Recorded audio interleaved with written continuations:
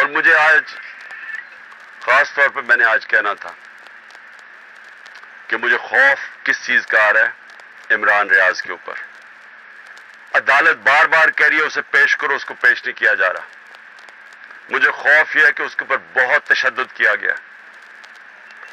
اور جو تشدد کیا گیا ہے اگر وہ زندہ ہے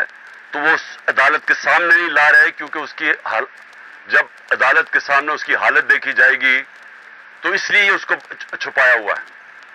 مجھے خوف یہ ہے کہ وہ شاید زندہ بھی نہ ہو،